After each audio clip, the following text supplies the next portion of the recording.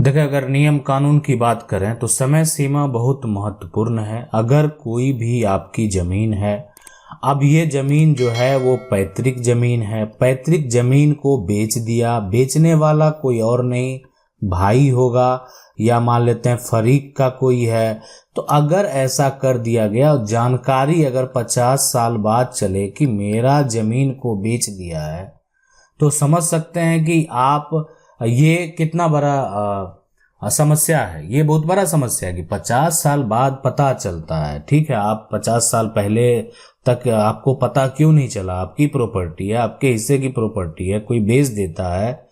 लेकिन हाँ, अब जितनी भी संपत्ति है बची है, खास करके जितनी भी संपत्ति बची है ना, अब 50 साल बेचा तो आप समझ सकते हैं इसकी बिक्री कितनी बार हो चुकी होगी।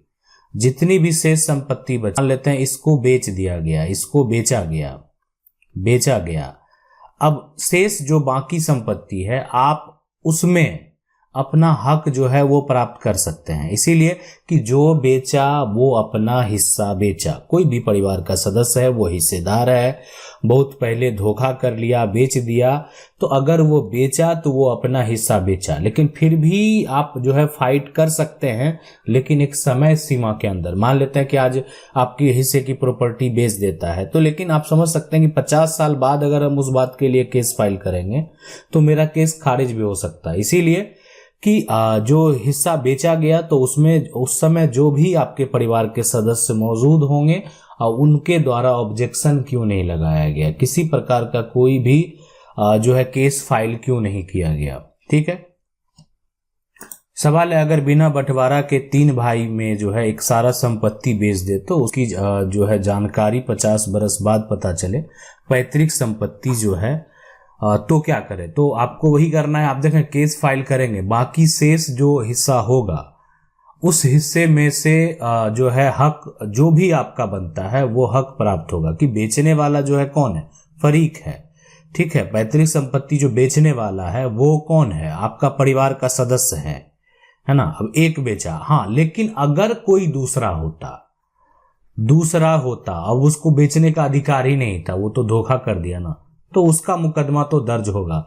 देखें, धोखा आज करे धोखा, ठीक है, 20 साल बाद पता चला, या आपको इस बात की जानकारी जो है 100 साल बाद ही पता चला, लेकिन जिसको बेचने का राइट नहीं है वो बेच नहीं सकता प्रॉपर्टी। किसी का प्रॉपर्टी आप नहीं बेच सकते हैं।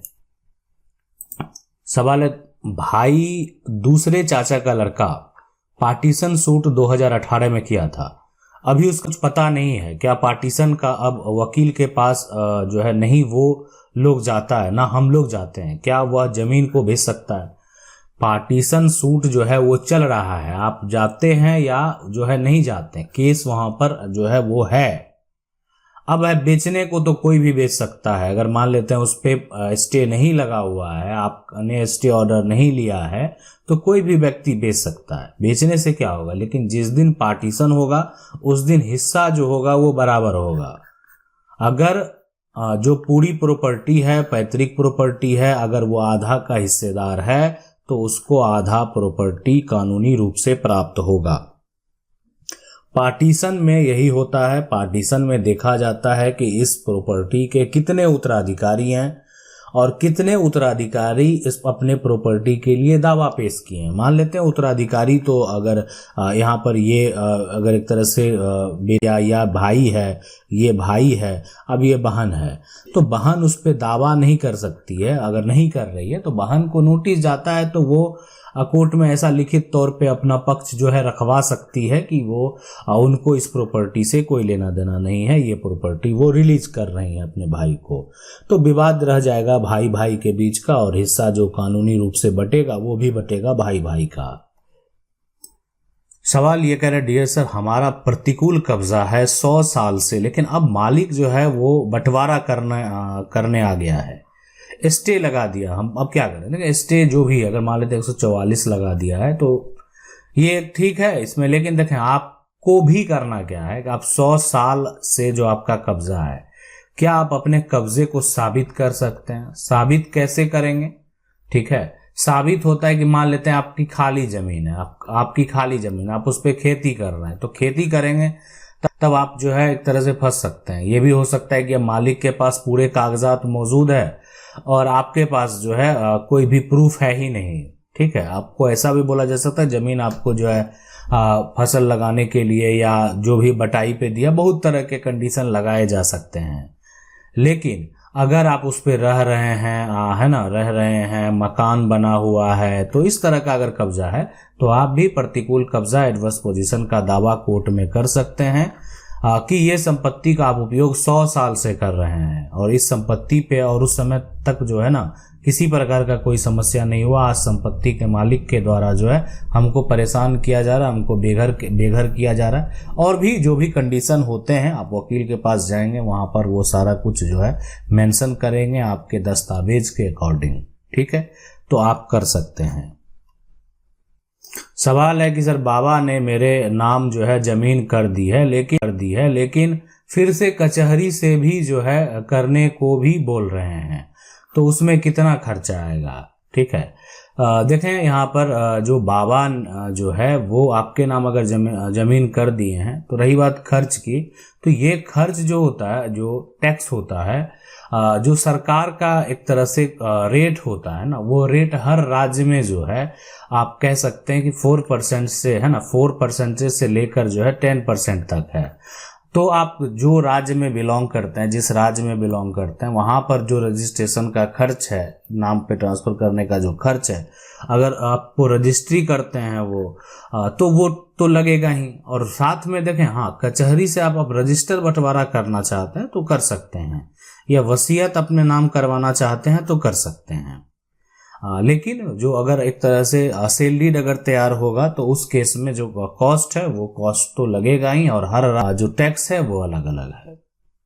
सवाल है कि सर मेरे चाचा का जमीन है और वो सब मुंबई में रहते हैं, 30 साल से उनकी जो है मौत हो गई है, 15 साल पहले अब इनकी वाइफ जो है बेचना चाहते हैं, तो जो है केस पर कर दिए हैं, क्या करना होगा जो यहाँ पर है। देखें, अगर जो आपके चाचा का जमीन है वो सब मुंबई में जो है रहते हैं, 30 साल से जो है ना उनकी मौत हो गई है। देखें, कुछ कंडीशन होते हैं, जमीन अगर पैतृक है तो पैतृक जमीन को परिवार का सदस्य अगर बेचता है तो पहला राइट जो होता है वो राइट होता है जो विक्रेता है उसके भाई का, है ना, उसके परिवार के सदस्य का। ये पहला राइट होता है कि उसमें जो उसके भाई हैं वो पहले, अगर पैतृक संपत्ति है, पैतृक जमीन है तो उस केस में होगा। लेकिन अगर पैतृक जमीन नहीं है, पैतृक नहीं है, किसी का निजी संपत्ति है यानी अर्जित है, तो अर्जित के केस में ना वो स्वतंत्र हैं, उनको वो किसी को भी बेच सकते हैं। पैतृक के केस में आप ऑब्जेक्शन लगा सकते हैं कि ये पैतृक जमीन है और ये एंसेस्ट्रल प्रॉपर्टी है, इसको हम भी खरीदार हैं। आप चाहें तो रजिस्ट्रार के पास भी आवेदन दे सकते हैं। जिस दिन आपको पता चले कि रजिस्ट्री हो रही है, आप वहां पर जो है ऑब्जेक्शन लगा सकते हैं कि ये रजिस्ट्री हम भी जब खरीद रहे हैं तो ये नियम के विरुद्ध जो है जाकर किसी अन्य को बेच रहे हैं। तो अगर ऐसा करते हैं तो आप अपना दावा जो है कानूनी रूप से पेश कर सकते हैं। अगला सवाल है, अगर बेटा माँ बाप के नाम संपत्ति खरीदे और माँ बाप की जो है सेवा भी करे और माँ सिर्फ जो है दामाद को संपत्ति देने की इच्छुक हो, तो बेटे को जो है देना ही नहीं चाहती है, तो बेटे को क्या करना चाहिए।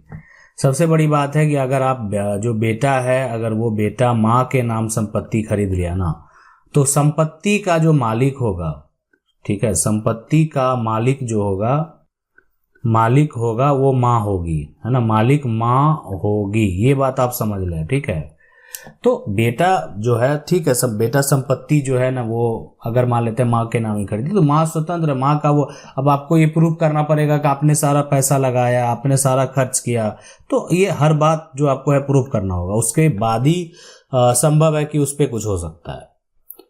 ठीक है, मान लेते हैं कि वो संपत्ति है, वो संपत्ति आप ही ने खरीदा, आप ही ने, अब लेकिन माँ के नाम खरीदा, माँ का पूरा राइट बनता है, अब माँ का वो अर्जित संपत्ति कहलाएगा। अब तो ये कानूनी तौर पे प्रूफ करना होगा कि माँ का पैसा नहीं लगा, पैसा आपने दिया, और ये बात आपको प्रूफ भी करना होगा कि आपने सारा पैसा लगाया। अगला सवाल है कि मेरे सास ससुर ने अपने पैतृक जो है यहाँ पर के बाद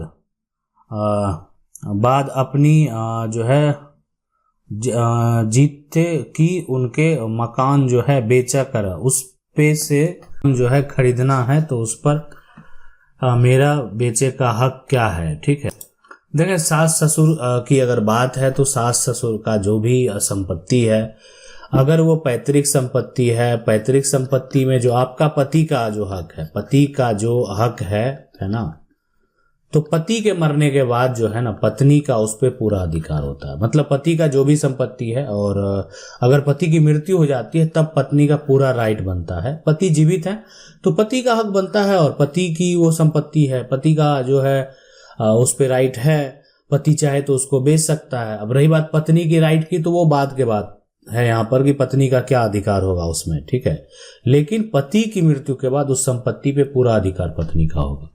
आशा करते हैं वीडियो अच्छा लगा होगा। वीडियो को लाइक जरूर कर दें। चैनल को पहली बार देख रहे हैं, सब्सक्राइब करके जो बेल आइकन है उसको जरूर दबा लें। मिलते हैं अगले वीडियो में, तब तक के लिए जय हिंद।